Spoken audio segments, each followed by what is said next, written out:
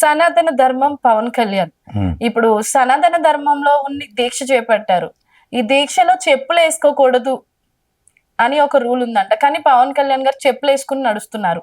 దాని గురించి మీరు ఏమంటారు? చిత్తశుద్ధి లేని పూజ చేయాలని ఒకటి మనకి చిన్నప్పుడు చదువుకున్న పద్యాలు. ఇప్పుడు మనకి మనసా వాచా కర్మ, మనం గౌరవించే మతాన్ని కానీ మనం గౌరవించే దేవుణ్ణి కానీ చిత్తశుద్ధితో మనం దైవ కార్యక్రమాలు చేసే దగ్గర వాళ్ళ నాన్నగారు ఆయన చెప్పిన మాటే, దీపం దేవుడికి పెట్టిన దీపంలో సిగరెట్ వెలిగించుకునేవారు. నెక్స్ట్ వాళ్ళ అన్నయ్య గారు చిరంజీవి గారు ఆయన మాట్లాడిన మాటలు, ఆయన నేను దేవుడు అన్నది ఒక అభూత కల్పన, నేను నమ్మనని.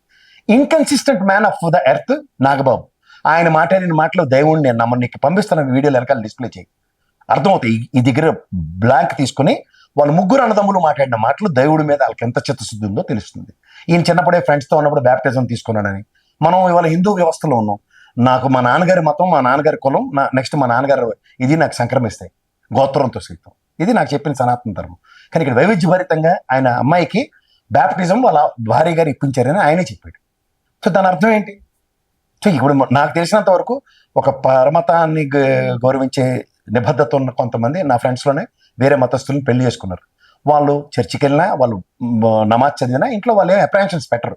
కానీ వాళ్ళు చెప్తున్న విషయం మాత్రం ఖచ్చితంగా వాళ్ళ భర్తకు సంబంధించిన కులమతాన్ని అండ్ గోత్రాన్ని మనకు చెప్తున్నారు. ఇది వైవిధ్యభరితంగా. సో ఈ కాంట్రడిక్టరీ స్టేట్మెంట్స్లో ఆయన చెగ్గువీరాన్ని ఎర్రగొండ దగ్గర నుంచి వాళ్ళ కాషాయ వస్త్రం దాకా వచ్చిన దగ్గర దీక్షకి చిత్తశుద్ధి అనే దగ్గర ఆయన ఆల్రెడీ సినిమా కోసం 10 రోజులు గ్యాప్ తీసుకుని రేపు తిరుపతి, ఇవాళ ఏమో కనకమహాలక్ష్మి గుడి, అప్పటిదానికి అక్కడ తిరుపతి దేవస్థానానికి సంబంధించిన గుడే కట్టారు కదా అమరావతిలో. జగన్మోహన్ రెడ్డి గారు ఆయనలో 5 సంవత్సరాల గవర్నమెంట్లో తిరుమలలో సంబంధించిన టీటీడీ దేవస్థానం గుడి ఇక్కడ జూబ్లీహిల్స్లో ఎన్టీవీ దగ్గర కట్టారు, అక్కడ అమరావతిలో కట్టారు, వైజాగ్లో కట్టారు, భువనేశ్వర్లో కట్టారు, అండ్ అమెరికాలో కట్టారు, జమ్మూ కాశ్మీర్లో కట్టారు.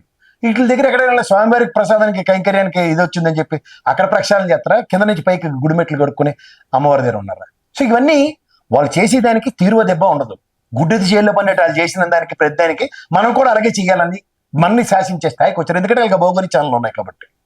సో వీటిలన్నిటి సారాంశం మీరు గమనించగలిగితే ఎప్పుడైనా సరే చిత్తశుద్ధి లేని పూజ గురించి చెప్పాల్సి వస్తే నిజంగా ఇన్కన్సిస్టెన్సీ ఫాలో అవుతున్న అన్నదమ్ముల్ని నేను కూడా అలా ఫాలో అయిపోతే బాగోదని ఇన్కన్సిస్టెన్సీ జస్టిఫై చేయడానికి పవన్ కళ్యాణ్ గారు చేస్తున్న రాజకీయం. ఎందుకంటే ప్రశ్నించే గలం స్టార్ట్ చేశాను ఆయన. వైజాగ్ స్టీల్ ప్లాంట్ విషయంలో ప్రశ్న కరువడింది. మీరు రండి, నేను ఉద్యమంకి సిద్ధంగా ఉన్నాను, మీరు రండి అంటే వాళ్ళు పాపం నిరంతరం ఉద్యమం చేస్తుంటే ఆ బొలిశెట్టి సత్యనారాయణ గారితో ఆయన ఏం మాట్లాడించారు? కార్మిక సంఘాలు వాళ్ళకి చిత్తశుద్ధి లేదని ఆయన మాట్లాడారు. అది కాంట్రడిక్షన్.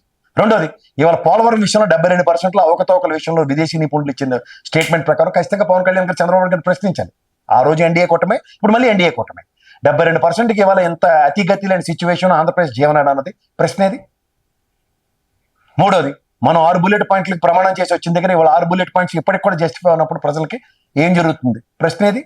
ఇవేమీ లేకుండా ఇవాళ ఎద్దునిందంటే దూడకట్టి అనే బ్యాచ్ లాగా అదిగో పుల్లెట్టే ఇదిగో తోక అని చెప్పే పెట్టకథలకి ప్రభావితం అవుతున్న పవన్ కళ్యాణ్ గారి కింద వీటిని అభివర్ణించాలి. ఎందుకంటే ఆయన ఖచ్చితంగా తిరుపతి లడ్డు మీద నిజంగా ఆయనకి శాంచుటీ ఉంటే దాని మీద కాంట్రడిక్షన్ లేకుండా చంద్రబాబు నాయుడు గారు మాట్లాడింది దానికి వత్తాసు పలుకుతూ వెనక ముందు జరుగుతున్న ఏంటో గమనించమనండి అమ్మా. శ్యామలరావు గారు ఫస్ట్ ఎన్డీటీవీకి రిపోర్ట్ పంపించక మునుపు వెంకయ్యనాయుడు గారు వెళ్ళి కలవడం, తరంతరం ఆయన ఇక్కడికి రావడం, ఇదే లడ్డు తీసుకెళ్ళడం, తర్వాత నెక్స్ట్ డే శాంపుల్ పంపించడం, తర్వాత 23వ తారీఖు అవుట్కమ్ ఆఫ్ ద శాంపుల్లో వెజిటబుల్ అన్న దగ్గర చూసుకుంటే నేషనల్ ఇన్స్టిట్యూట్ ఆఫ్ దీంట్లో అమెరికా దీంట్లో కూడా వాళ్ళు క్రిస్టల్ క్లియర్ గా సమ్ డేటా ఇచ్చారు. 291 to 293 ఏదో సమ్ డేటాలో ఇది కనుకుంటే ఆ ఎడిబుల్ ఆయిల్స్ ని యానిమల్ ఫ్యాట్ కింద కన్సిడర్ చేయాలి. కానీ దేనికన్నా అంటే 193 to 203% ఉంది. అది ఖచ్చితంగా వెజిటబుల్ వనస్పతి అని మొదటి చెప్పిన ఈఓ గారి స్టేట్మెంట్ కరెక్ట్. ఆ రోజు ఇక్కడ వెలుగొండ రెగ్యులేటర్ దగ్గర నీళ్ళు ఇప్పిన ఘటనలో కూడా 11,000 క్యూసెక్లు పైకి వస్తే ఆ గేట్ రెగ్యులేటర్ చేస్తే అది బుడమేరు వాగులో వచ్చి తుఫాన్ వస్తుంది. ఆ తుఫాన్ని కూడా ఆ ఈఓ గారు ఆ రోజు మాట్లాడిన దాన్ని, ఆ డిప్యూటీ ఇంజనీర్ గారు మాట్లాడిన దాన్ని నెక్స్ట్ డే కాంట్రడిక్షన్. అంటే ప్రభుత్వంలో ఇవాళ తిరుపతి దేవస్థానంలో పనిచేస్తున్న జిఆర్ గారి ఆధ్వర్యంలో ఎక్కడ లేని శంకరాచార్య పీఠం ఉంది, నెక్స్ట్ ఆదిశంకర సరస్వతి పీఠం ఉంది. ఇలాంటి పెద్ద పెద్ద పీఠాధిపతులు అందరూ కర్ర జెండాలు కట్టుకుని అక్కడ వస్తారు కదా. వీళ్ళు ఎవరు తీర్థ ప్రసాదాలు తీసుకోకుండానే ఉన్నారా?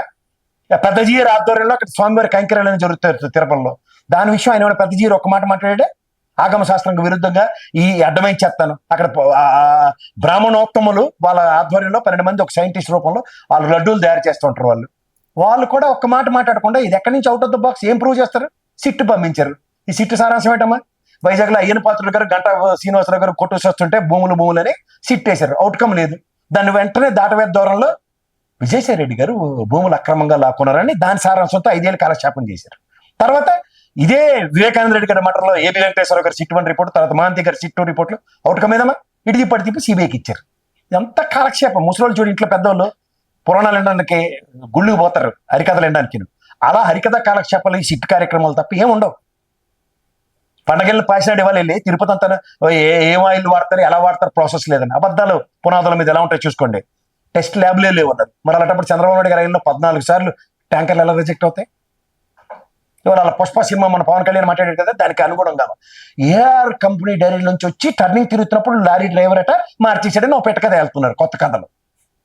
అసలు తిరుమల తిరుపతి రెండిట్లోనూ దర్శనంకి వెళ్ళినాడు ఎవడన్నా కింద మీద చూసుకోకుండా గుడ్డె చేళ్ళు పన్నట్టు పోకుండా ఏం జరుగుతుందో చూడండి. అక్కడ ఫస్ట్ ఆఫ్ ఆల్ ఒక డైరీ 3 శాంపుల్స్ తీసుకుంటారు ర్యాండమ్గా, 3 దగ్గర టెస్టులు చేసి దాని అవుట్కమ్ ఏంటన్న దాని మీద తిరుమల దాకా వెళ్తుంది. తిరుమలలో మళ్ళీ టెస్ట్ చేసి ఆ కంపెనీ నుంచి వచ్చిన ప్రతినిధి స్వామివారి సన్నిధిలో ఉన్న ఒక సైంటిస్ట్ ఆధ్వర్యంలో నడుస్తున్న టెస్టింగ్లో ఆ స్టాండర్డ్స్ మాయిశ్చర్ కంటెంట్ కానీ ఈ వెజిటబుల్ ఆయిల్ బదులు ఏదైనా ఫారెన్ ఆయిల్స్ కలిసాయా వీటి మీద టెస్ట్ శాంపుల్ కనుకుంటే ఇమీడియట్గా గెట్ అవుట్.